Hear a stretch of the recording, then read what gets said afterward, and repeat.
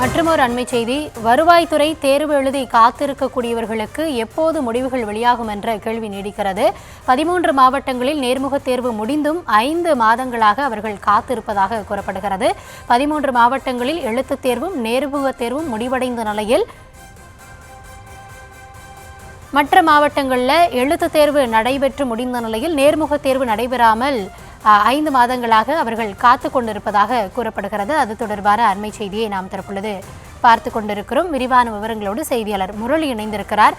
முரளி, இது தொடர்பான முழுமையான விவரங்களை வழங்கலாம். வணக்கம். வருவாய்த்துறையில் தேர்வுகள் முடிந்து 5 மாதமாக இன்னும் ரிசல்ட் வெளியிட என தேர்வர்கள் ஏக்கத்துடன் காத்துக் கொண்டிருக்கிறார்கள். தமிழகம் முழுவதும் வருவாய்த்துறையில் உள்ள காலி பணியிடங்களை நிரப்புவதற்காக தமிழக அரசு கடந்த ஆகஸ்ட் மாதம் 2299 காலி பணியிடங்களை அறிவித்திருந்தது. அதன்படி தமிழகம் முழுவதும் மாவட்ட ஆட்சியர்கள் அந்தந்த ஆட்சியர்கள் அலுவலகத்தில் எடுக்கக்கூடிய அதிகாரத்தை தலைமைச் செயலகத்தில் இருந்து கொடுக்கப்பட்டது. கிட்டத்தட்ட 35 மாவட்டங்களில் 13 மாவட்டத்திற்கு தேர்வுகள் நடைபெற்று முடிந்திருக்கிறது. அதில் குறிப்பாக எழுத்துத் தேர்வு மற்றும் நேர்முகத் தேர்வு, இந்த 2 தேர்வுகளும் 13 மாவட்டங்களில் நிறைவடைந்திருக்கிறது. மீதமுள்ள மாவட்டங்கள்ல எழுத்துத் தேர்வு மட்டுமே நிறைவடைந்திருக்கிறது. அது மட்டும் இல்லாமல் இதனிடையே SIR பணியிடங்கள் நடைபெறுகின்ற காரணத்தினால அந்த மீதமுள்ள மாவட்டங்களுக்கு நேர்முகத் தேர்வு நடைபெறவில்லை என மாவட்ட ஆட்சியர் அலுவலகத்திலிருந்து ஒரு தகவல் கிடைத்திருக்கிறது. அந்த தகவலின் அடிப்படையில் தேர்வர்கள் தற்பொழுது காத்துக் கொண்டிருக்கிறார்கள்.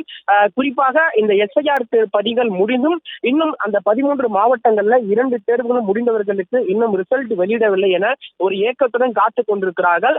அது மட்டும் இல்லாமல் மீதமுள்ள மாவட்டங்களுக்கு நேர்முக தேர்வும் இன்னும் வைக்கவில்லை என ஒரு குற்றச்சாட்டும் வைக்கப்படுகிறது.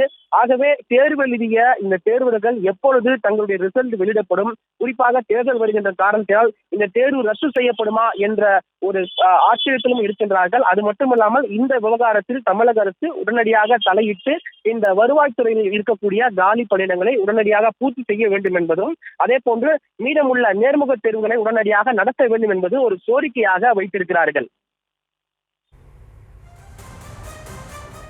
விவரங்களுக்கு நன்றி முரளி.